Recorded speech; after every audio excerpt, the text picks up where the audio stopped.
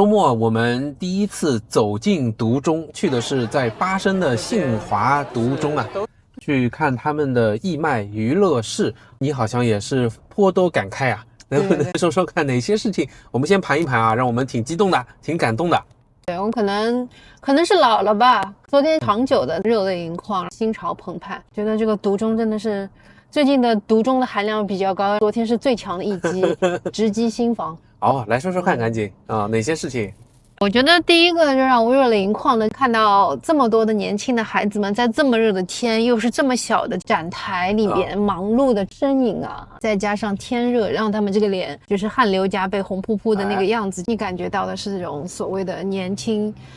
的活力，你就感觉到这个精神面貌给我的这种震撼，你觉得他们是很有希望的一代，热血之少年。还有些什么？就你这种热血吧，你能感受到他们身上好像是有很重的一个责任意识，好像今天一定要把自己摊位上的东西卖掉，就拼命的在那边吆喝。还有是怕别人看不到他们的展台，我有看到两个小男生，一个稍微强壮一点的把一个稍微瘦弱一点的把他背在身后，被背起来的那个小男孩就双手把他们的展牌举过头，很奋力的在那边吆喝，为了让更多人看到他的展牌。对，那两个女孩子是喊的都破音了，我说赶紧跟儿子说，我说你不管怎么样，我们两个一定要去支持一下，就去买。你还说你买了一个红豆冰，是因为两个小男孩有一些互相责怪是吧？那个是怎么了？对，我觉得他们都很有服务意识吧。对我来说的话，他们觉得要让我等，因为他们可能这个水不够，就跟我好商好量的跟我说，不好意思你要再等20分钟。刚刚一个笑脸转过去，两个就开始互相埋怨说，你看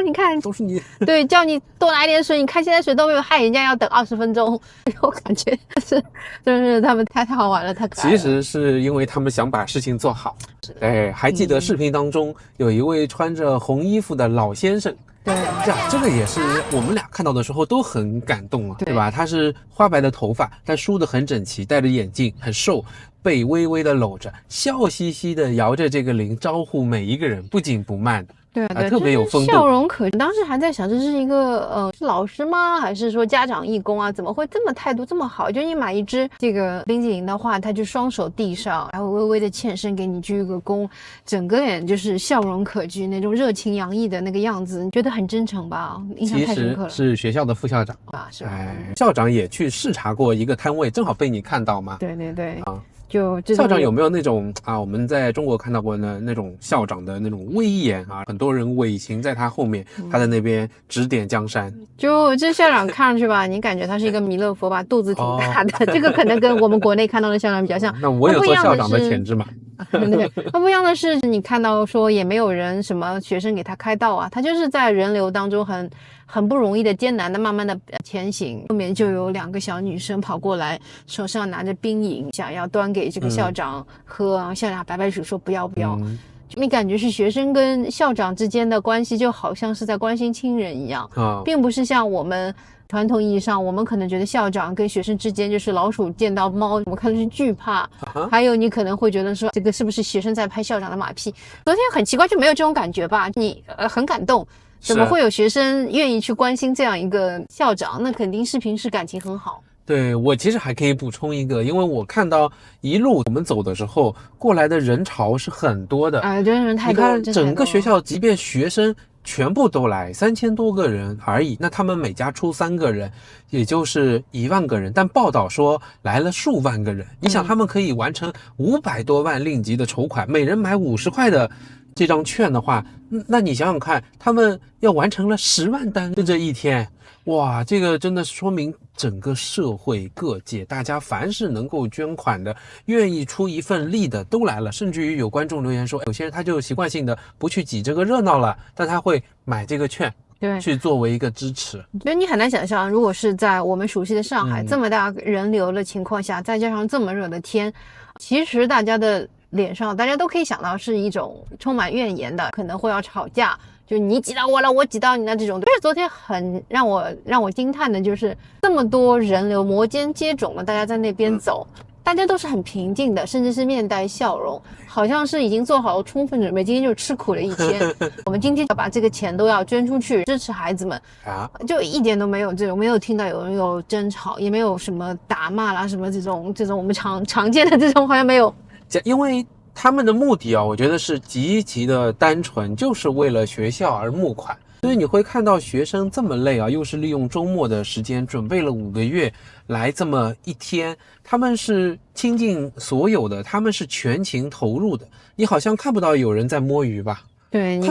也看不到老师在后面或者家长在后面远程指导，你感觉他们学生都是好像是得到了授权，非常独立的去在做一门生意，很认真的在做。你也可以感受到我们这些去支持他们的这些家长们也好，从前的这些校友们也好，大家还有这种捧场的意识。老实讲说，他们设计的一些这种游乐环节，比如讲说我看到的，有一个碗里面红豆跟这个黄豆放一起，让你用筷子挑。其实大家都会心一笑，这其实并不是一个什么特别的有设计感的这个游戏，但是大家都在排着等，大家很认真的，我配合你，你配合我们，今天就把这个活动完成。而且他的这个意识是说，我今天不是说我请你可怜我，不是的哦，他是真正的在 deliver 他的劳动成果。是的，不论是卖吃的东西的，他们有个烹饪教室哦。灶台上面用煤气罐明火在煮东西，蒸笼一个个架子，小朋友们都是脸通通红热的要死，端好了就赶紧小跑就送出去。还有游乐室里面的这些孩子们很认真的给我们讲解每一个游戏的规则，真的是很感动。与之相对比的是，你说你在社交软件上有看到对对，最近不是很火吗？清华中国的第一知名学府，他们好像是校庆还是一个非常重大的学校的活动，他们的管乐队都在游街嘛，就学校里面巡游表演。对，拍下来这个场面，大家还拍了一段录像，就说个个都像在送葬一样，如丧考妣，整个脸都是面无表情、麻木的，没有任何笑容，没有任何激情，就说明这个事情和他没关系。对，他人在这儿，不代表他的脑子、他的思想、他的情感会投入在这里。对，我们在很受感染。我们在上海啊，我们以前的生活当中有参加过类似的义卖吗？大家也有这样的疑问呢。义卖，我小时候，我还读高中的时候，我在高中文学社，在校友这个聚会的时候，我就在学校去卖校刊吧。我也有记得，因为我们是一个高中的嘛。对。是最终啊，我为什么说我们觉得他这个活动是让我们热泪盈眶的、感动的？我觉得有这么几点。首先，我是看到这些学生，就像你讲的，他们的学生啊，就是他们的身体素质和他们的那种礼貌，他们的这种风范所表达出来，让我觉得这是一代非常有希望的年轻人，有朝气。对，你看他们相对瘦小一些哈，但他们的身板都是笔直的。那在我们原先所认识的初中小学生，他们被课业压的，很多人怎么讲，站都站不直，黄豆芽、绿豆芽。对，这个站不直有2种，一种是缺乏锻炼，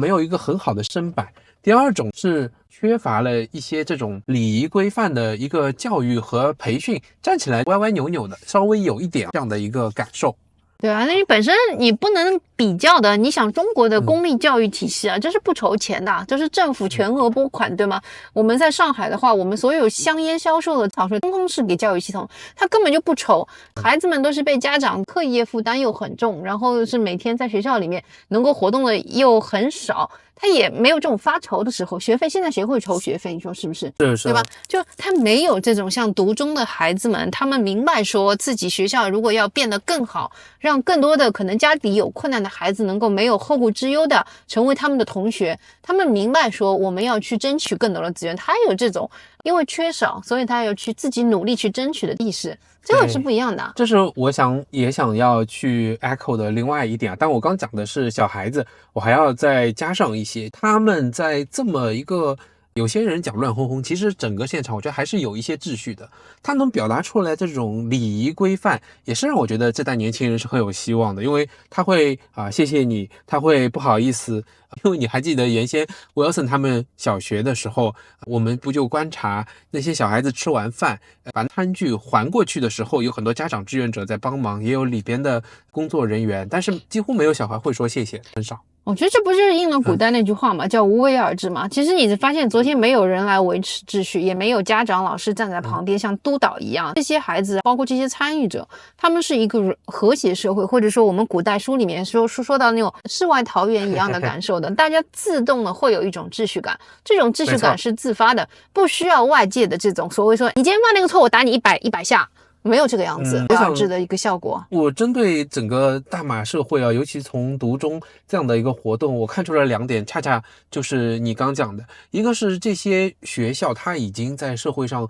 具备了足够的价值。可能我们听到很多故事，很多像我们年龄或者比我们年长的这些人，他们以前每年或者每次放假都要拿着筹款箱出去上门去敲门传统了筹款。但我觉得这么多年经营下来，他们有先辈的努力，不停的把人给培养到社会，整个读中的品牌它已经具有很高的价值。你看啊，光是在这里大家就会过来去支持他们。那它能够输出的不单单是他们卖产品这么简单，它的图书馆、校史馆向大家开放，也可以收到钱，也说明它是有价值的，它有极大的价值。他把他的校史的编撰成册，他把他的一些什么诗集，那还是能够卖出去。另外一个就是你讲的自组织，这是让我很感动。读中只是一个小小的一个缩影，你看这里还有各种各样的会馆会社，他们还有各种各样的群体，这些群体好像并不需要有一个老大哥他来指挥你，大家一起要怎么样做，他们会自己争取到自己的利益，他会自己把自己所要达成的事情组织好。那我相信在此之后，他肯定还有一种修复能力。当碰到创伤或者碰到一些事件之后，他们也能够有一种很强的复原力。这就像我们以前一直讲大马的 SME 小商贩是整个大马的经济的脊梁是一样的。我觉得读中又让我看到一个，所以大马可能有这样的很多很多这样的小组织，这都是一些干细胞，是支撑起整个大马有机生命体的干细胞。我觉得。对，你说这个小商业，它背后不就是一个就鲜活的，就是这种华人的，还有其他族裔的人，他们就明白说很多事情是要靠自己嘛。我还有一个震撼，我觉得非常是坦率的说，我觉得清华读中它的硬件条件是真的跟中国我们所在城市的那些学校比的话，它都不怎么样体现在说上海的很多学校它的面积就很大。它有很漂亮的体育馆，室外体育馆，对吗？还有非常漂亮的建筑，但这些建筑你可以看得到，他们清华读中都是往上面去凿的，它的面积就很小，不停的一层一层去往上加。你再去看它的什么室外体育场地也是非常有限。就你跟上海比的话，它完全不是一个档次上面去比的。但是你说我们以前的孩子在国内的公立体系教育到了这么漂亮的校舍，孩子是享受不到的，下了课是不能够出校门的。但是我能够看到是什么呢？我在这个走道里面去，我就发现他建了很多的这种共享空间，因为他们大马的天气比较热嘛，它都是有一个很高挑的顶棚的室内走廊设计的很多。你这个东西你就觉得说硬件好真的不是一个必选项，它可能是锦上添花都不如的项，是，但是大家的精神都很富足，精神昂扬，在这样的一个寒舍的一个情况下去享受这个教育的快乐，真是挺不容易的。那我们自己也是这样想的，你比起所谓的基础建设啊或者硬件好，我觉得我情愿更要选择一个正常的社会，正常的一个组织。对，大家觉得说因为这个东西是很不容易得来的，大家都很珍惜。你还记得我们当时采访邓老师有跟我们讲说，他自己一个英语老师上课的时候都会跟他的学生说，这个校舍你们要非常爱护哦，不要去乱扔垃圾，每一个设施你们都是要去爱护好。大家都全校都有这样的一个氛围，去珍惜，是这个真的很不容易啊。对，因为大家是自己争取来的，自己筹款把它给建起来的点滴，我觉得都会用到刀口上，所有人的心理的高度被拔得很高，都有产生很强的凝聚力、向心力。你看人过了这么多年，还说啊，我为当初是读中生感到自豪，我爱我的母校，这个真的也是让人头皮发麻，让人这个感动震撼。